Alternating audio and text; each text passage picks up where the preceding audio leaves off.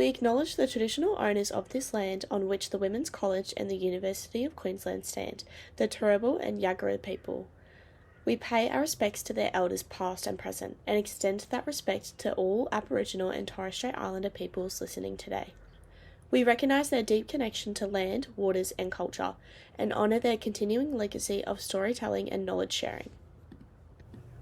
Welcome to The Voice of Influence, a podcast brought to you by the Women's College within the University of Queensland. I'm your host and producer, Sarah Pearce. Our episodes aim to empower young women by addressing the unique challenges and opportunities of young adulthood.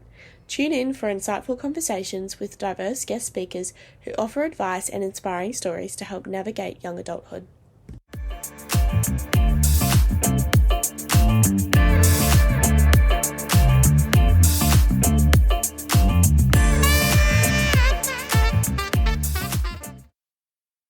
I'm excited to welcome Phoebe Lingard, an inspiring and accomplished young leader. Phoebe resided at the Women's College from 2021 to 2023, where she made a huge impact on the student community, first as second-year representative in 2022 and then as the president of the student club in 2023. Since her time at Women's, Phoebe has broadened her horizons by going on exchange overseas, attending the University of Edinburgh, and is now close to graduating from a Bachelor of Laws Honours and a Bachelor of Humanities at the University of Queensland, where she is also recognised as a Ramsay Scholar. In today's episode, we're diving into the ups and downs of college life, the lessons learned, the friendships built, and the experiences that help shape who we become. Whether you're about to start your college adventure or you're deep in the middle of it, this episode is packed with real talk, advice, and a few laughs along the way. Phoebe's journey is a testament to leadership, academic excellence, and a passion for global engagement. And I'm thrilled to have her here today to share her story. Welcome, Phoebe. Thanks for having me, Sarah. It's so exciting to be here. I'm so excited that you're my first guest on the podcast. We can learn together. Yes, we can learn together. It'll be a test. Now that you're 2 years out of college, I know that you'll have some amazing insights as you look back on your time at Women's. I might start off by asking you to tell us a little bit about what your journey has been like post-college. Yeah, sure. So I finished college in 2023. And straight out of college, I moved home for 6 months because I'm originally a Brisbane girl, kind of in preparation to go on my exchange. So I left in June of 2024 and I backpacked for 3 months, travelling everywhere. And then I started my exchange at the Uni of Edinburgh in September and I was there for a semester. And then I travelled for about 2 or 3 months on the end and I've been home for about 6 weeks now. So it was a bit of a whirlwind when I finished college, like big change, you know, having 3 years of college, moving home and then moving overseas for 9 months. And now I've got about a year and a half left of my degree. Wow, that sounds amazing. Do you have a favourite place that you went on your travels? Oh, it's so hard to pick. So I went to 19 countries in my 9 months. So I think probably one of my favourite places was either Morocco. We did the Sahara Desert. So we went right out to the border of Morocco and Algeria and we rode camels and went sandboarding. And I was there with 2 friends and we were on a tour with all Spanish kids, which was so much fun. Right. So just made the most amazing connections, saw the most amazing scenery. Like it's just so different from anything I've ever seen before. And then another highlight was probably my solo travel through Slovenia and Switzerland where I literally just hiked all day, every day, stayed in hostels, went swimming, and then obviously just all of my Eddie friends that I made, like lifelong friends that I made in Edinburgh. So very keen to eventually get back over there and see all my friends. But no, it was an amazing 9 months and just couldn't recommend exchange more and just traveling in general. Such an awesome way to learn about the world. No, it sounds amazing. All right, I might get into our first question, which is, if you could go back to your freshman year, what's one thing you would do differently to make the most of your college experience? So hard. Like, I just had the best freshman year. It was so much fun. I tried to really get involved in everything under the sun. You know, I come from a very sporty background, so the sport was a really big pull factor for me. I'm not very cultural, but I still tried to You try your best. I tried to do the choral fest and dance fest and all the rest of it. I wasn't very good. I was definitely a bit of a personality high there. But I think one of the things that not necessarily that I would do differently, but maybe just the mindset change of, you've got time. Yeah. You don't have to do everything straight away. And I think I suffered from a bit of FOMO. Yeah. I needed to be at everything, you know, and spending as much time with all my beautiful friends, which is important. But, yeah, just recognising that, you know, it's a long year, and to pace yourself, because you will start to burn out, I guess. And also just trying things that are out of your comfort zone. So important. It's such a good way to make friends as well, to put yourself in situations where you probably wouldn't otherwise, or you probably wouldn't have made friends in that realm. Like, I know, as I said, like the cultural stuff is a bit out of my comfort zone. Out of your reach, yeah. Absolutely, yeah, a bit out of my reach. That's a nice way to put it. But just the different friendships that I formed with those girls in those areas of college life was really important.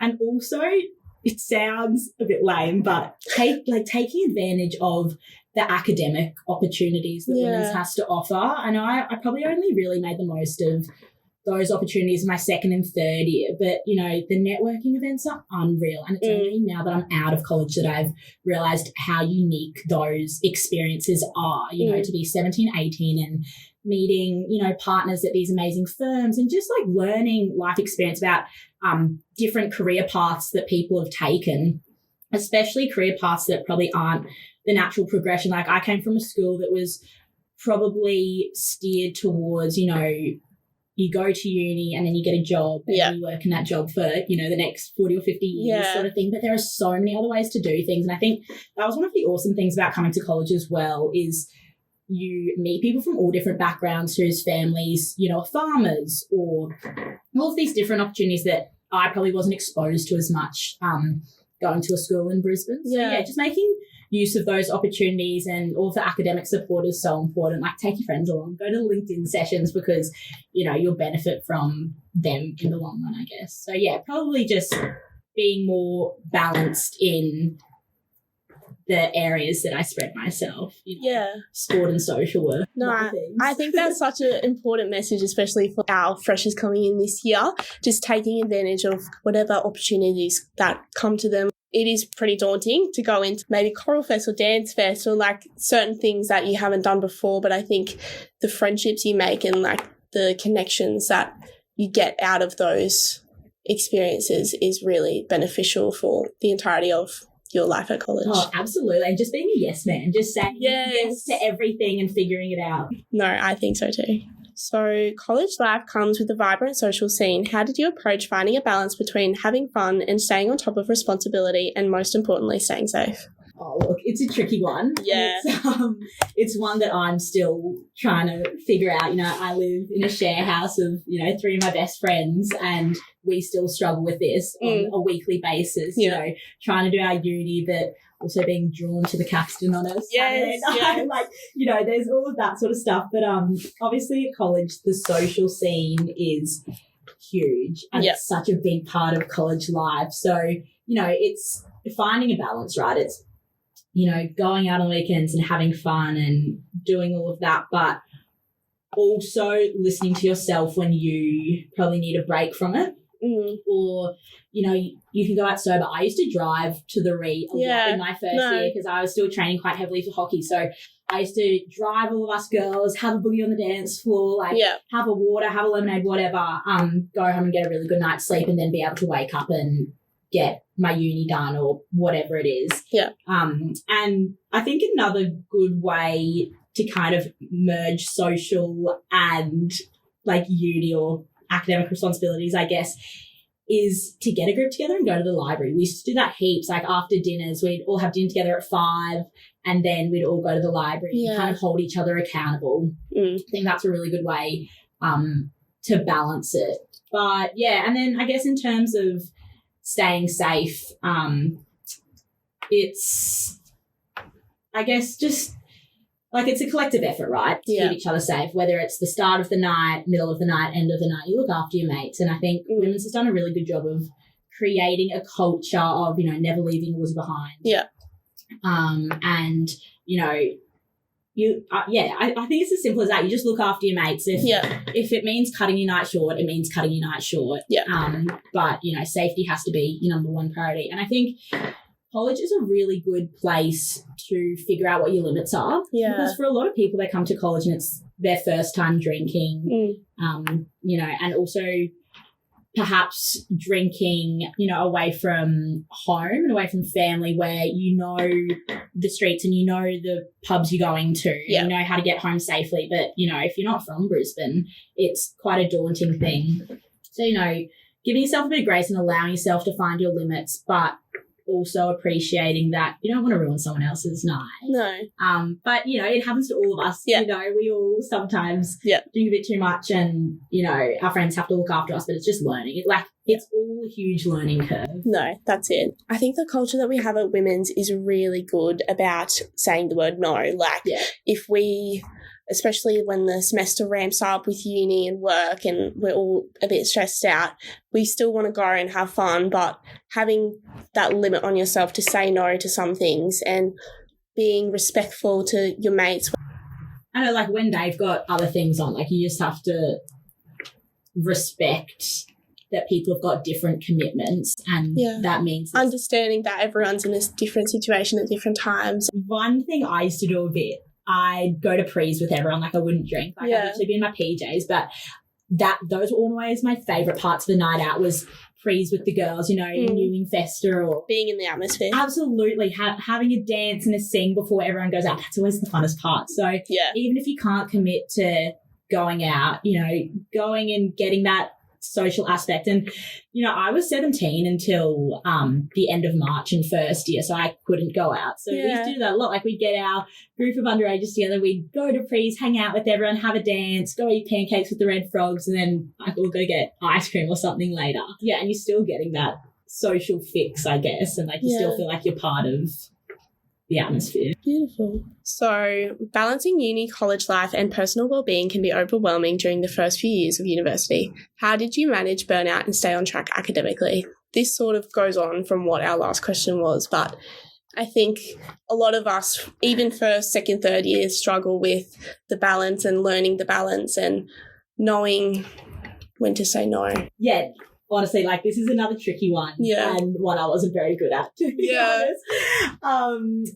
It's managing, you know, placing yourself first, like your well-being, etc., but also understanding, like, you do have a responsibility to your uni work and work, like if you work a part-time job or whatever, but completely understand the need and want to be fully immersed in college life, and sometimes that seems to take precedence over everything else. Like, college can be a bit all-consuming, and I think especially in my third year, I probably took on way too many responsibilities, and I definitely struggled with burnout just because I wanted to be in 1,000 places all at once. But especially in our leadership team, we used to talk about, you know, filling your cup before you can fill someone else's. You know, if I'm sitting here with an empty cup, I can't make a positive impact on you because I have nothing to give.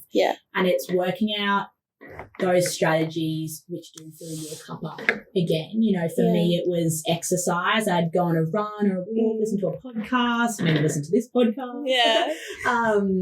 Or, you know, read a book, like something that had nothing to do with college or uni. And, it was just a bit of me time. Like, I just needed a bit of me time to recharge my battery so then I could give 100% to those people around me. So, I think it's just finding what works for you. I think, you know, exercise heals all, even if it's just a walk in the sun. I think it just makes you feel so much better. And a good belly laugh. I think a good belly laugh fixes all. So hanging out with those people that make you feel really good, and, like, you know, certain people in your life that just feel like sunshine. Sometimes you can draw from that, but also recognizing that you also need to be reciprocal in that relationship and give that energy back when, you know, the time serves. And I think also just with the balance, it's not being afraid to ask for help when you need it. This was something I really struggled with because, you know, for whatever reason, I saw it as maybe a failure that I was struggling with certain responsibilities maybe. But so it is a brave thing to ask for help. But know that that's what your friends are there for. And also, like, similarly, if someone asks you for help, being really generous with your time. Yeah.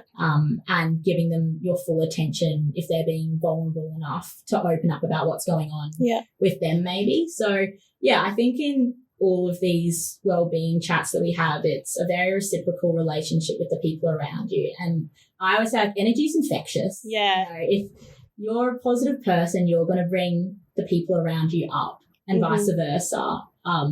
So, yeah, I think having a positive outlook on life and finding the good in all of the little things is ultimately going to make your day brighter, perhaps.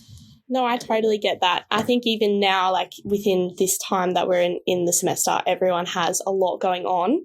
And even just like congregating into a room and putting your laptop on and putting your headphones in and just doing your work, like just being surrounded by the people that bring you up, doing things that you need to do, gets it done faster and it gets it done more productive, and you're having fun while still doing it. And I think, absolutely. And I think, you know, we talked about before being a yes man and in that freshman year and wanting to do everything, but I think there's also a power in being able to say no to things. Yeah. And being able to prioritize, you know, yourself or what needs to get done. Yeah. And I always think, you know, busy people are productive people.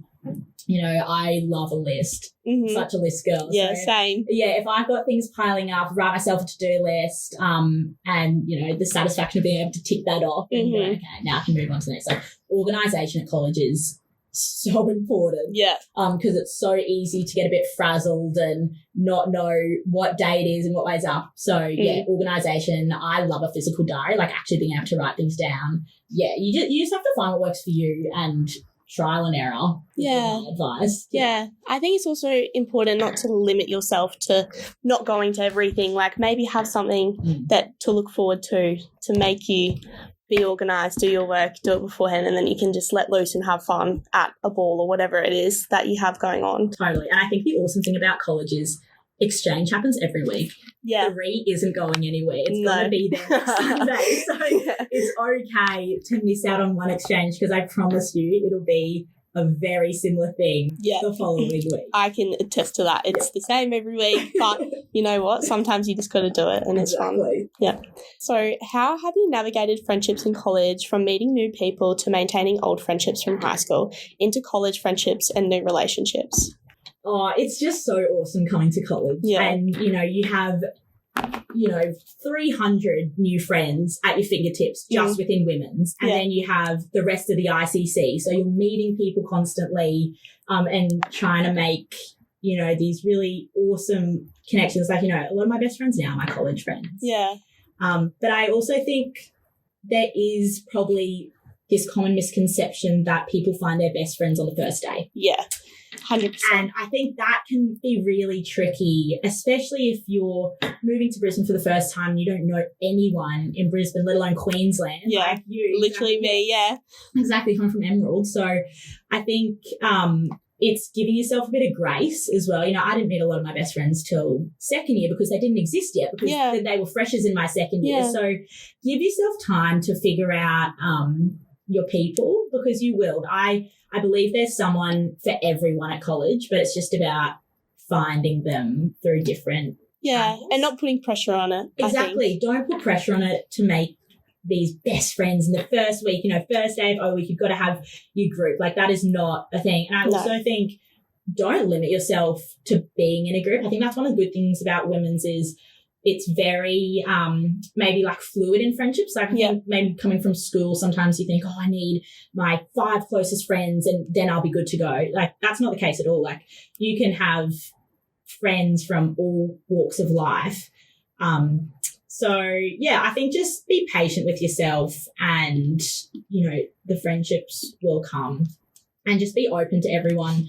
But I would say that if you feel like you're struggling maybe to find those friends, trial for the different like sports and cultural activities. I think that's an awesome way to try and meet new people in those kind of set up environments, because sometimes on a night out it can be a bit overwhelming because there's so many people and you don't even know where to start. Yeah. You might feel a bit out of place, but at least in, you know, especially like a sober setting where you're doing an activity, it is a lot easier to make those connections. And then I think with maintaining your old friendships from high school, this can be a bit tricky. And I think it was something I struggled a little bit with in first year, just because I came to college and I was so excited. I loved it. And I probably didn't give my high school friends as much like love and attention as I did my new college friends. And I think that's probably a pretty natural thing that happens when you go to college in that first year. And I think another thing is probably from the outside, college can look a bit culty sometimes. And your friends who are involved, they're like, oh my God, I don't even know what to make of this new place that you're now obsessed with. I don't really get it. And a way that I overcame that is I tried to really include my high school friends in my college life. So like, you know, if you're lucky enough that your friends maybe are in Brisbane or, you know, they can come for a weekend and stay, like invite them to stay, like show them why you love it so much, and then they can have an understanding, and it just put some steps in their mind when you're chatting to them being like, oh, we have exchange on Thursday. They know exactly what that looks like. And so then they can relate. So I think it's just about being inclusive and trying to involve those old, beautiful friends in your new life. And, you know, there's no rule that says your school friends have to be separate from your college friends. Introduce them. Introduce them on FaceTime so then they can put a face to a name when you're telling stories. Like that's such a good way to include everyone. I think just as humans, we like to feel included and connected with people we care about. Include your high school friends on that new chapter. No, I think that's such an important message to tell, because like coming from me, I had my friends from home 10 hours away, and then I moved to the Big Smoke and then made all these beautiful girls, and all my friends, we're all doing different things. Like I'm probably the only one that went on to do further my studies, and they went on to do like work or whatever their careers have led them to now, and we're just in such different walks of life now. It can be hard to come back and reconnect with them, but I think just being open-minded and having time for them, especially when you have that rare chance to meet up with them, maybe it's been a year, maybe it's been 2 years or whatever, or just giving them a call on the phone and catching up and seeing what they're doing. I think making time for those people in your life is very important, especially with college. Within college, like we're living with each other every single day of every single minute. So I think having an outlet that's outside of college is really nice to have in your mind for when you're going through tough times or struggling or stressed or whatever. Having someone to talk to that doesn't know about college or what's going on is really nice to have in your back pocket. Oh, absolutely. And I used to say this to like the exec girls in third year. I'd say you need to have someone who's outside of these four walls who you can have a chat to, you know, like you need like a friend from home or your mum to be like, this is actually really pissing me off. I don't need to talk about it, but I can't talk about it here because like you don't want to involve like your new family essentially in the drama. It is so important to maintain those old connections. Not forget about them. That's it. So I know you came from an all-girls high school. What drove you to choose an all-girls living community, and what do you think are the biggest misconceptions about going to an all-girls college? There's actually a bit of a funny story because I was never going to go to uni in Brisbane. In school, I was kind of looking at unis in the US to play hockey over there, and then I'd applied to Melbourne and Sydney colleges as well, but all co-ed. And then when COVID happened, it became really hard to move interstate. Like everyone was in lockdown, but Queensland was actually okay at that point. Like I know Melbourne had gone into a really strict lockdown and essentially they were in a 5K radius where they could leave. So then I started looking more into Brisbane and the colleges because I knew I wanted to move out home and kind of have that experience of meeting new people and, I guess just living independently. And so then I started looking into the UQ colleges and I really wanted to go to John's. I went to an all-girls school. So I was like, I kind of just want the co-ed experience. Like I want to have a bit of a switch up. But because I applied so late, John's was already full and they're like, we'll put you on a wait list. And so then I'd heard about girls going to women's from my high school. They were associates. And I chatted to them and they're like, honestly, you should just go have a look. It's great. We love it. So I went in and I had an interview and I had a tour and I went, this is for me. This is, it was a very similar environment to my old girls' high school in that it was very female empowerment centric and really promoted, feminism and, girls can do anything, like that sort of energy that I picked up on straight away. So I was like, you know what, this sounds like a bit of me. So I applied, got in, and then probably maybe 3 weeks, a month later, I was at Women's and obviously didn't look back, absolutely loved it. Yeah. But I think the reason that I was a bit hesitant about the all-girls living situation was because I think there is this common misconception that all-girls environments can be a bit cliquey or even like a little bit bitchy. Yeah. And it's funny, I found Women's the complete opposite. I have too. Yeah. Absolutely. And I think removing the element of boys from that living environment, it means that everyone can just be themselves. Like there's no added pressure, and there never should be anyway. But I think when you're coming straight from school, you're 17, like everyone's a little bit impressionable and you have all this freedom now. But to live in an environment where you can just be yourself, there's no judgment, you're not trying to impress anyone, you can be your authentic, silly self, which I think a lot of us girls really embodied when we went to Women's. Yeah. So I just thought that was one of the benefits of going to an all-girls college, actually. Yeah. And then I think another misconception about all-girls living environments is probably this lack of interaction with males, maybe. Just like fair enough. Yeah.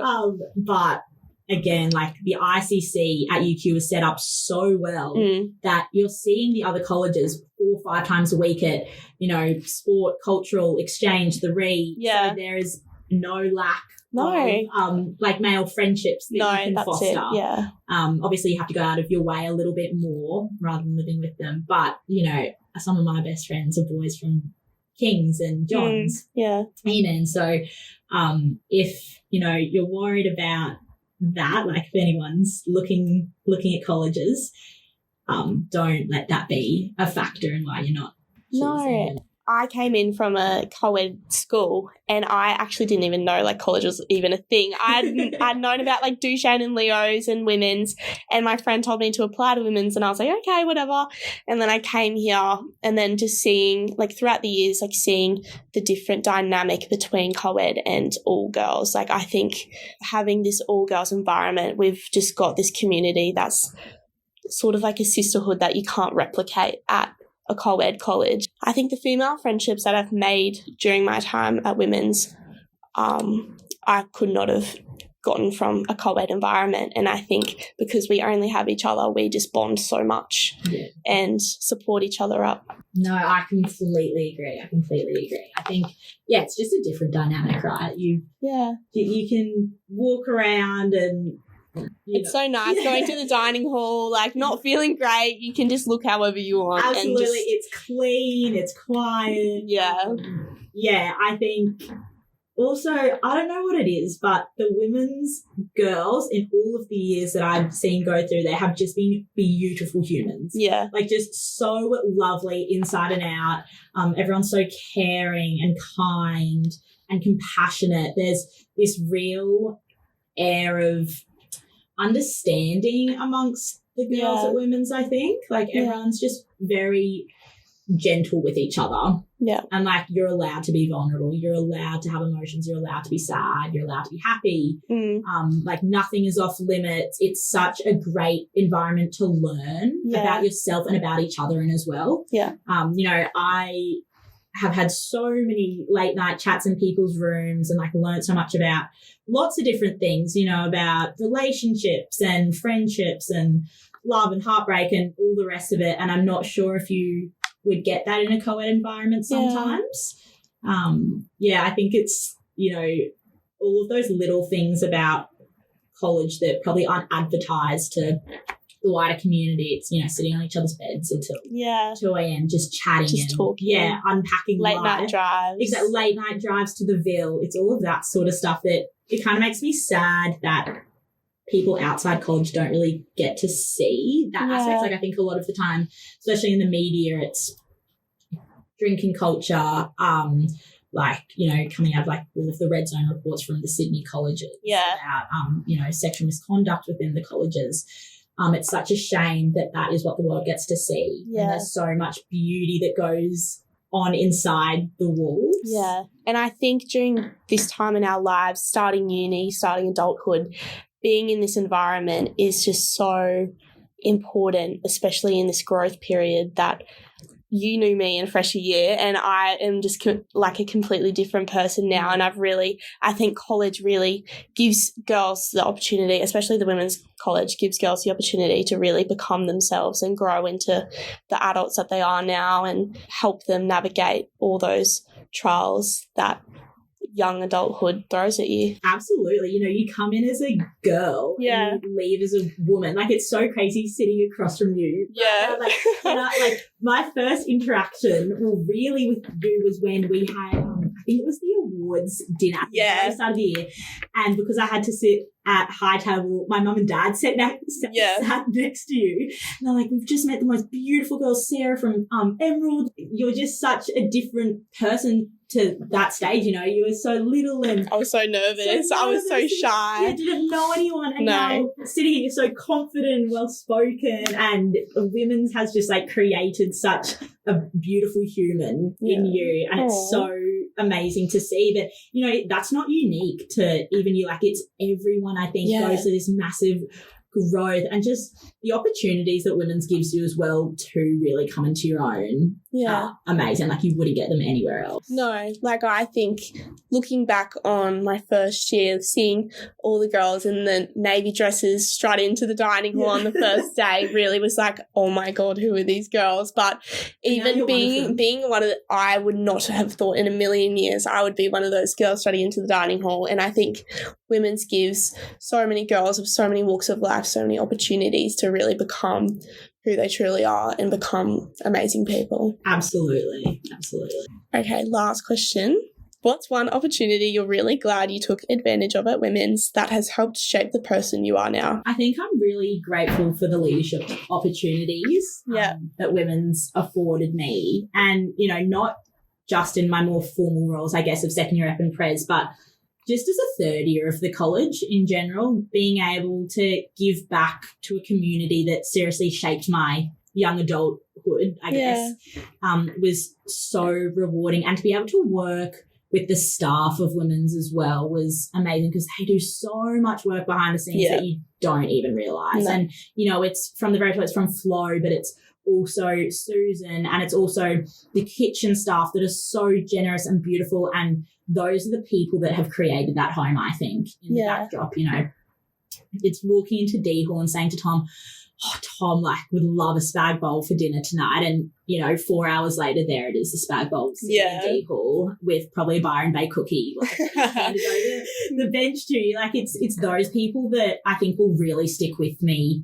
forever. And it's also pretty special in your third year to see yourself reflected in the younger girls. And you probably see it this year, but, you know, even in that first week in O-Week when the freshers arrive and they're so excited and they're making all the friends and you're like, oh my God, that was me once. Like that. Yeah. I can just see full circle moment. Full circle. And you just look at those girls and you're like, oh, you don't even know what's about to happen. Like, you don't even understand the impact this place is going to have on you in the next couple of years. Yeah. So yeah, just being a leader in, you know, a third year capacity was pretty special. And just also to work with girls who are equally as passionate about Women's and making it the best place it can be is pretty cool. And just being able to be a big sister for the little girls and like being able to give them advice that, you know, you desperately needed in your first year and now you're the ones who can actually give it to them. Yeah. And I think my advice to the third year girls and the leaders as well would be like, give that advice generously. Like, seek out those first and second years and, you know, take them under your wing a bit and, you know, allow them to see like how Women's has made an impact on your life and how it could on theirs as well. Yeah. Like, push them towards those opportunities because sometimes it does take someone to give you a nudge towards something and then, you know, it can be like a decision that kind of shapes like such sliding doors moments as well. Like bring someone along to an AFL trial, even if none of you have any clue how to kick a footy. Like, I don't know. I think it's that sisterhood aspect should transcend the years. Like, it shouldn't be this, if you're first year and those are your mates. If you're a second year, those are your mates. Like, it should be this first, second and third year bunch all in together, just having a crack, having an awesome time, like making the most of it, giving everything 110% because it goes so quickly. Like, I cannot believe I'm 5 years out of school now. Yeah. Like, it seems like it's such a time warp that I was there 2 years ago now. Yeah. Just making the most of it. Yeah, I think just taking advantage of everything that women's has to offer. Like, I am not the most sporty wuzzer ever, but I would try out for every single sport and it would just be the biggest muck around, but I had so much fun and I met so many girls through it, and sporting is just as important as being a player. Totally, 100%. Have you found that over your 3 years you think you've changed, like, as a person? Like, 100%, do you think women's is kind of... I think I've grown through women's. I think I've always sort of been who I am now, but I was so shy and I was so nervous. I think during my schooling period, like, school was 4 years ago for me now, I was so nervous and I didn't have the best of time, like, with friends and friendship circles and social stuff, and I didn't really know where I fit in. And I think coming to women's, I only knew one girl and I stuck to her like glue, and then throughout the weeks I would meet more girls and we just became this big mob of friends. And I can say, like, I've met friends throughout like third, second, first year that have become like my bridesmaids. It's so crazy, isn't it? Yeah, we've become so close, and I think college is so important for that growth, especially during university and this period of our lives. It's really shaped... Women's really shapes us into women. Yeah. What do you think is an opportunity that's like really impacted you from women's? Like, is there one specifically that you can pinpoint? I would say just going for whatever that you want to do. Like, I went for leadership in first year, didn't get it. And it was like, thank God I didn't get it, because I needed that push and I needed that to take a step back and reevaluate myself. And then I went for leadership in third year, and here I am, like, recording this podcast with you. Everything happens for a reason. I think, taking the message that everything happens for a reason. I think the bumps, like, during college, a lot of girls will experience a lot of bumps in the road. I certainly did, and I'm sure you did as well.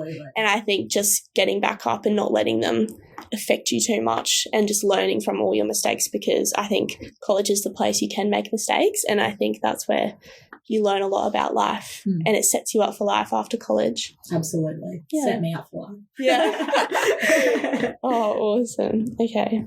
We're wrapping up today's episode with a brand new segment, Laughs, Lessons and Lasting Advice. This is where I invite my guests to share a little bit about everything, from funny stories to valuable lessons, and of course some lasting advice to leave you all with a takeaway that sticks. Oh God, like, it's so hard to pinpoint one like laugh or memorable moment, because I swear I did not stop laughing for the 3 years I was at college. Like, I seriously just had the best time. Yeah. Also, just like, I was always in a costume, like always in a fedora, always in a fish flop. I love the commitment to the costumes. Always so much commitment to the cause. And I think that's an awesome thing about women's. We just take it one step too far every single time. Yeah. We always look the ugliest. Like, it's just so funny. But you know what? We have the most fun. Absolutely. We're always tearing it up on the D4 harder than anyone else. Just all of those costume events. I remember me and the girls went as emos to... It was a John's event, and the thing was scat. And so everyone else was there in like a jort and a bikini, and we turned up like, I have a black wig. I remember, full emo makeup. Full emo makeup. Like, I had black wings like out to the side of my face, like purple lipstick. But the best thing was, we were so committed to the part that we adopted personas for the night. So like, we were so emo girl. And I would go up to like my friends from other colleges and be like, hey, and they literally had no clue who I was. And so that was just a hilarious night. But like, an awkward moment, I mean, I slept with my door open for the first 2 weeks of college. No way. Well, I took the open door policy. Seriously. I was like, okay, so open doors, or like, I did not shut that door for 2 full weeks. And then it was only when it was Izzy Coleman, who was in my wing in Cup, said to said, Phoebe's like, you've got to stop sleeping with the door open. Like, it's okay to shut your door at that time. And I was like, oh, right, okay, cool. Like, that's just, a classic fresher moment. But there was one day in second year, it was a Sunday, and it was our last rowing regatta. So I rowed with the Filthy Fits. It was a lot of fun. Oh, we had no clue. We were doing clubs every 2 strokes, I swear.